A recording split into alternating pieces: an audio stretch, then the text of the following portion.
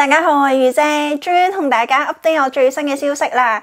話咁快呢，我嚟到加拿大已經7個半月啦，5月頭終於都熱翻少少啦。但係好可惜呢，我正值處於我呢7個半月以嚟第3次嘅感冒啊！我自己呢係冇諗過呢一邊啲感冒菌呢係咁犀利噶。經過咗呢個 COVID-19 之後呢，啲人呢咳都係唔掩口啦，打乞嗤都係唔掩口啦，跟住，但係我自己嘅話呢。但係我病咗呢1個禮拜呢，我都係戴住個口罩，費事感染到人啦。講真嗰句，我感染翻人哋，人哋又感染翻我，真係冇意義啦成件事。大家應該都聽得出我把聲呢都仲係變緊啦。我已經病咗1個禮拜到啦，由一開始呢淨係喉嚨痛啦，跟住就發燒啦，然後呢就係持續嘅咳啦、痰啦，同埋流鼻水啦，我到依家呢啲症狀呢都仲未好翻嘅。咁其實呢，由一開始喉嚨痛嘅時候，我已經喺度食藥噶啦。咁我食過3隻藥呢，到依家都仲未好翻咯。本身呢，我喺香港都好少感冒嘅，其實我嘔下呢就會好翻啦。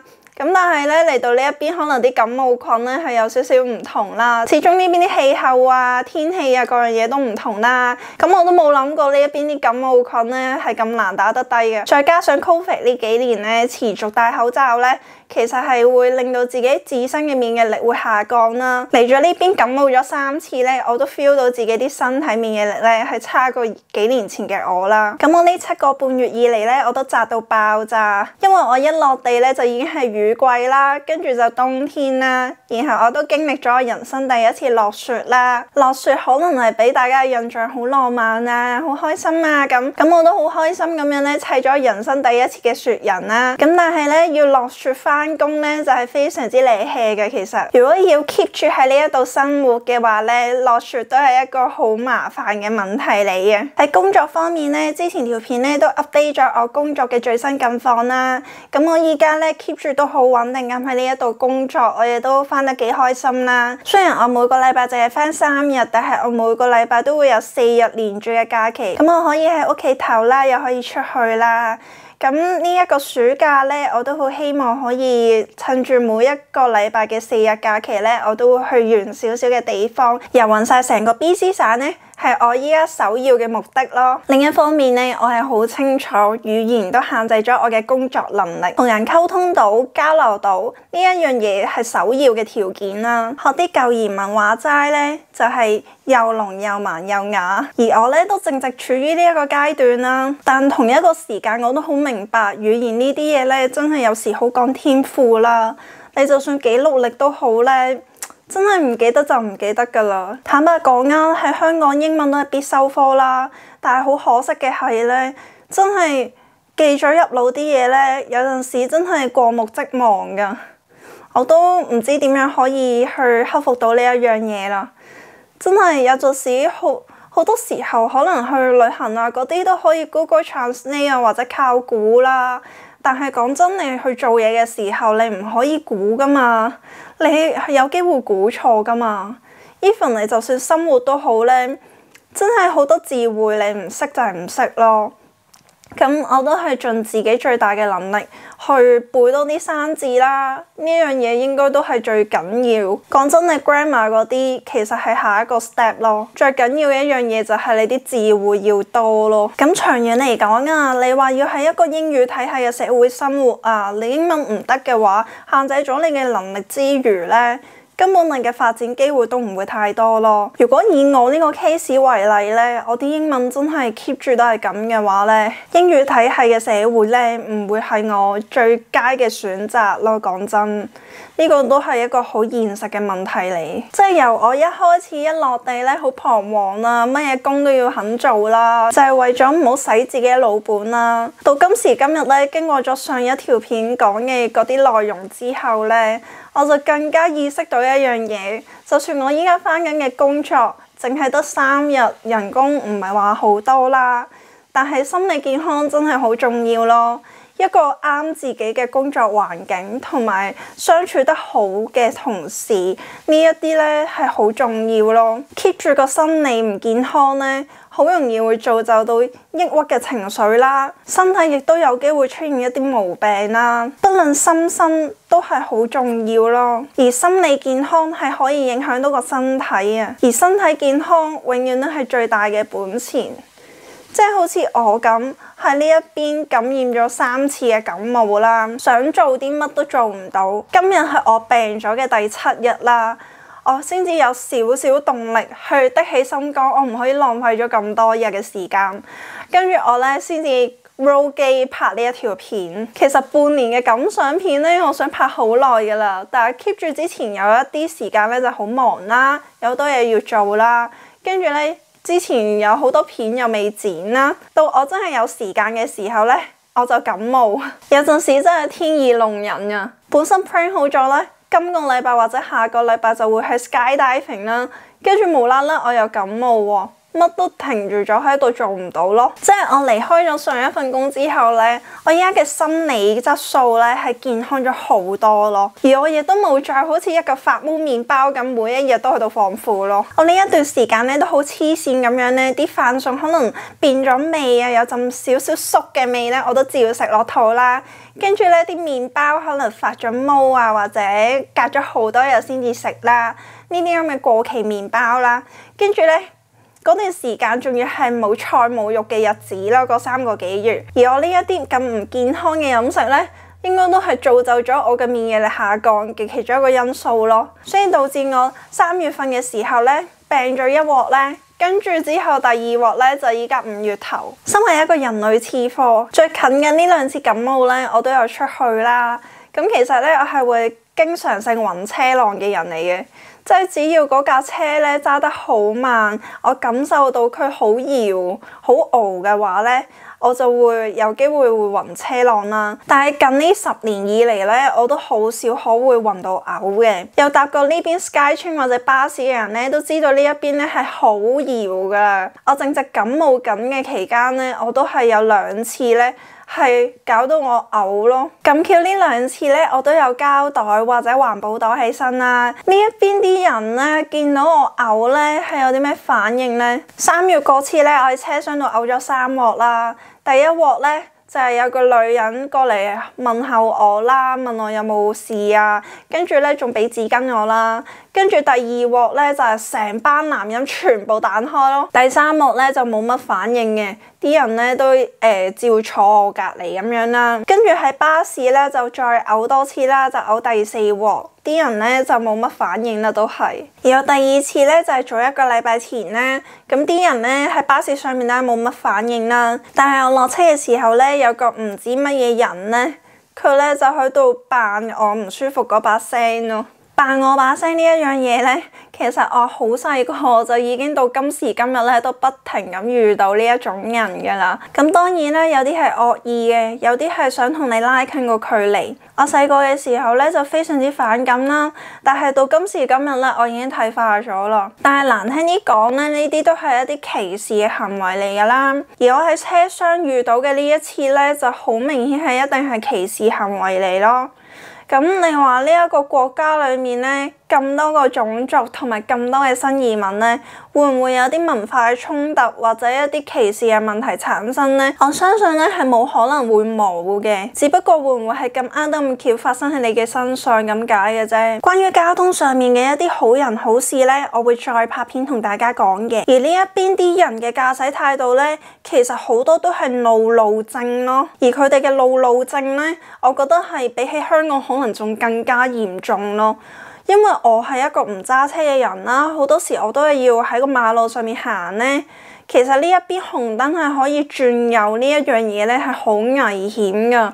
即係我試過好多次，佢哋呢係望住你嚟衝咯。我真係嚇到我 PK 啊，大佬！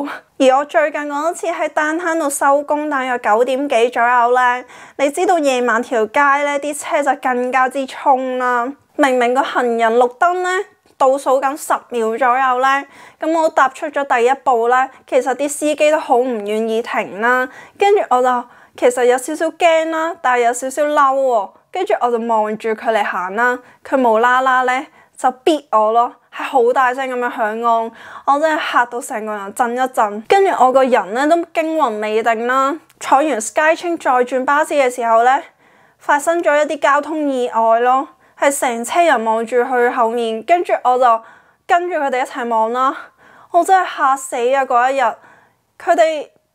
佢哋啲乘客咧，有啲就話聽到女人叫啦，跟住咧我就望到嗰個畫面咧，就係成架單車陷咗落去一個私家車嘅車頭度咯。而我嚟咗嘅呢一段時間咧，我都好感受到啲車咧係非常之衝，不論係Downtown嗰一邊定係 Richmond 呢一邊，真係好多人覺得Richmond 啲人揸車咧就真係非常之衝啊，跟住之後好危險啊，但係其實唔係咯，唔係就係 Richmond 咯，係Downtown都係咁咯。咁我就甚少喺其他區度出現啦，我就唔係咁清楚啦。但係至少呢兩區令到我嘅感覺都好危險咯。我有陣時咧，甚至乎係會望住佢哋好大動作咁樣 say hi hi 咁樣望住個司機位，跟住我就係好驚佢哋係會撞到我，所以我就會用呢啲咁嘅方法去避免自己受傷咯。因為真係試過好多次啦，即係好似我屋企出面條路咁樣咧，佢係冇規劃到一啲行人路噶嘛，好多時候咧都係行一啲車路啦，跟住咧啲車咧真係喺你隔離唰咁樣就衝過咗，真係難聽啲講，如果我嗰一日無啦啦頭暈，跟住唔小心攞咗喺另一邊，就係嗰一下跟住就撞噶啦，講真，即係。我都唔希望會有呢啲事發生啦，但係真係我覺得好危險咯。當一個國家好依賴移民人口，有好多唔同嘅族裔、種族、國家嘅人去共同喺呢一個地方生活緊嘅時候，其實佢哋都係帶住自己原來嘅嗰一套過嚟，而呢一啲移民人口比起原先土生土長嘅嗰一批人嘅數量更加多嘅時候，可能就會出現個破窗效應啦，亦都可能會出現劣幣驅逐良幣嘅呢一個情況啦，而呢一樣嘢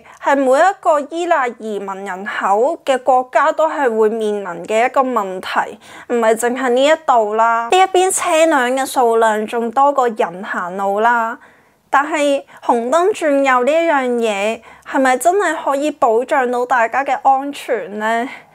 我真係對此好有保留咯，可能係因為我真係去過太多嘅地方嘅關係咧，我由落地嗰一刻咧，我就已經好冇違和感啦。我本身都係一個習慣咗不斷咁樣適應一個新環境嘅人，反而我係覺得唔係好慣停留得太耐啊。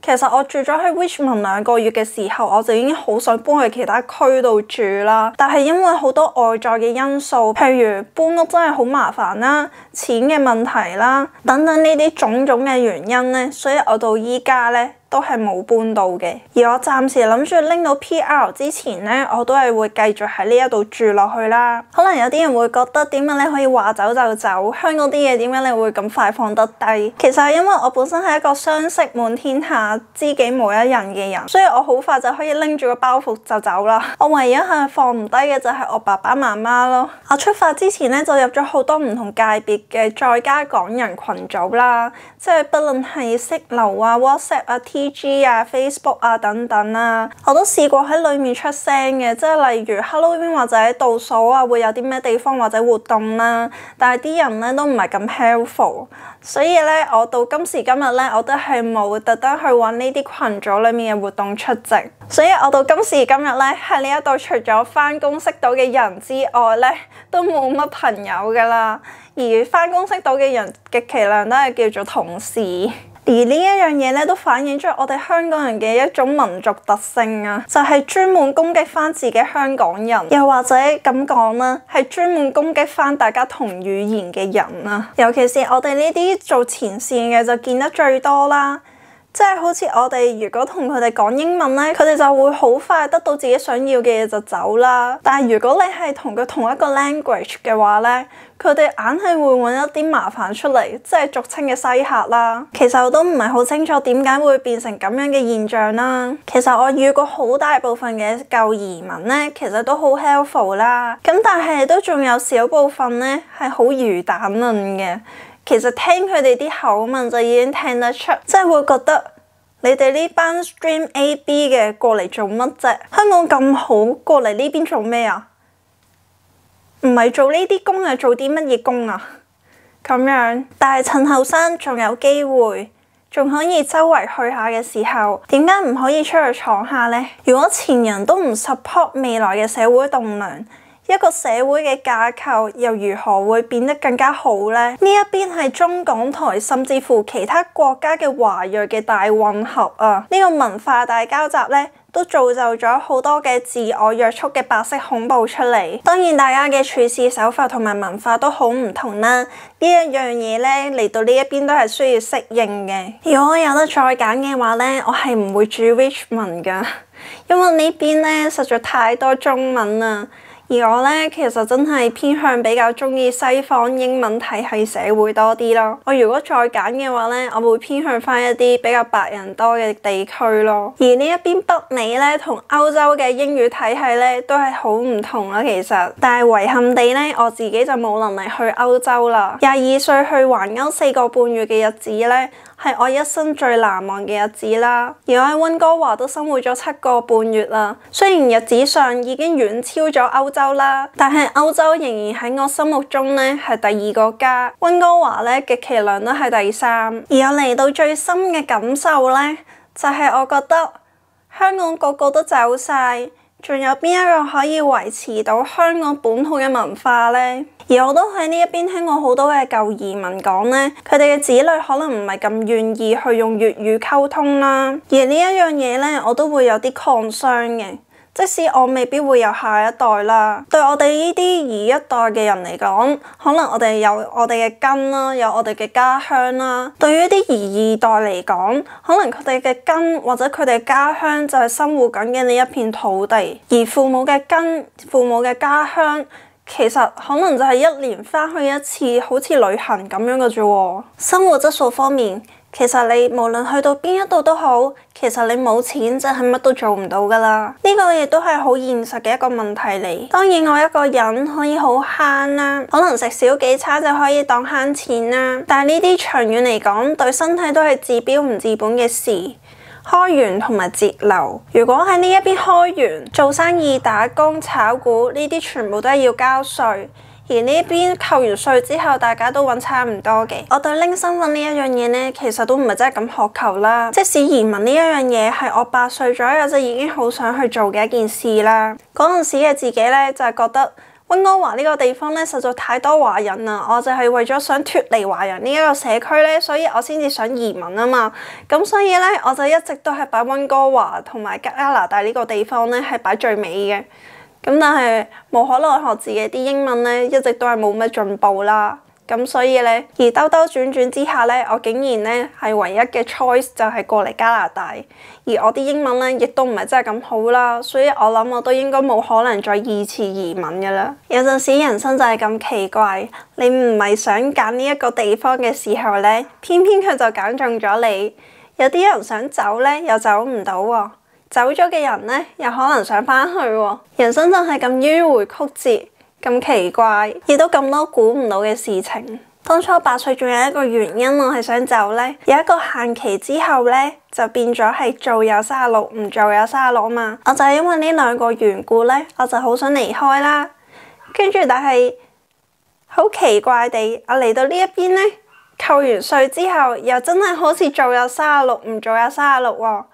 而生活質素呢一樣嘢呢，都係一個好現實嘅問題。你冇錢呢，去到邊度都生活唔到，生活得唔好。修身齊家治國平天下，你要搞掂咗自己，有基本嘅生活質素，先至會有額外嘅時間去開啟其他嘅思維。而呢一樣嘢都真係好現實。難聽啲講，不論我嘅學歷定係我嘅語言能力，亦都限制咗我嘅工作能力。未來要長遠喺一個英語體系社會發展，喺我呢個 case 嚟講，真係一啲都唔容易㗎。學啲舊華僑話齋，移民嘅路從來都唔係容易㗎啦。而我愛香港呢個都係鐵一般嘅事實。本身有一種感覺，想同香港同生共死，而我哋嘅社會撕裂同埋分歧，就係爭一支膠水。另一樣最大嘅感受就係，其實我哋面對緊嘅嘢係冇人會明白，除非設身處地曾經喺呢一度經歷過呢幾年嘅人。而我哋飛咗出去嘅，又未必真係同一個觀點角度思維。呢樣嘢都造就咗我喺呢一邊呢，其實我覺得自己好 alone 咯。自古以嚟，人類構成咗社區，然後有國家嘅出現，每一個社區群體都有其特性，而呢樣嘢促成咗好多嘅 rules。生而為人，本賴自由。古代嘅人類本身就係不受約束、自由自在，就係前人構成咗一啲機制，令到我哋一出世就係有社會嘅既定價值喺度。有好多人問我後唔後悔，其實我真係一啲都唔後悔，因為我覺得人本身就係自由，其實應該想去邊就係去邊，而無奈地現世就係要遵守好多呢啲 rules， 用好多嘅能力或者用好多嘅錢，先可以去到另外一個國家、另外一個土地上面生存或者生活。無奈我哋係生存咗喺呢個現代，所以我哋都係要遵守呢一個 rules。基於我覺得人本身就應該係自由自在，不論我去到邊一度，我都係應該自由自在。咁我又何必要後悔呢？如果真係唔中意，都可以翻轉頭㗎。只係我嘅人生一直都係習慣咗不斷咁樣轉換環境，而對我嚟講，我依家停留咗喺溫哥華呢個地方，我都係覺得有少少好似被約束咗㗎。我反而係習慣咗一啲流浪嘅生活，即係好似我當初去歐遊嘅時候咁，我每個地方可能淨係停留咗幾日，甚至乎可能停留1個月咁樣啦。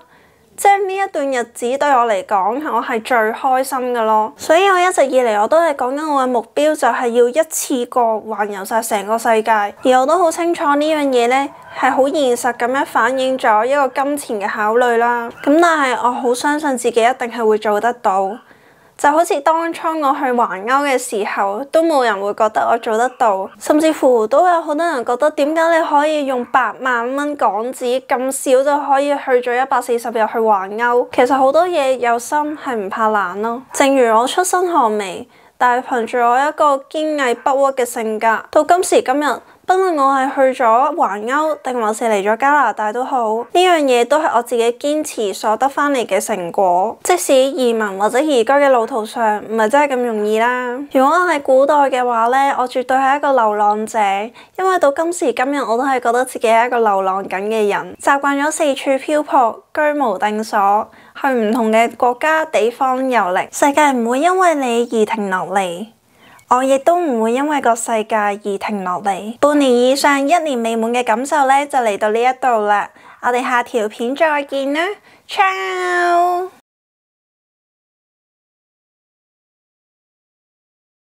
人類自古以嚟經過幾多嘅文化洗禮，經歷過幾多時代嘅變遷，即使唔願意接受，但呢樣嘢都係集體潛意識所主宰嘅趨勢。要坦然接受時代嘅變遷、文化嘅轉變，真係一啲都唔容易。3月嗰次呢，食咗幾日成藥都冇用啦，跟住就轉咗食呢一隻呢，食咗2日就好返啦。跟住到今次呢，我一開始有喉嚨痛呢，我就已經食咗佢啦。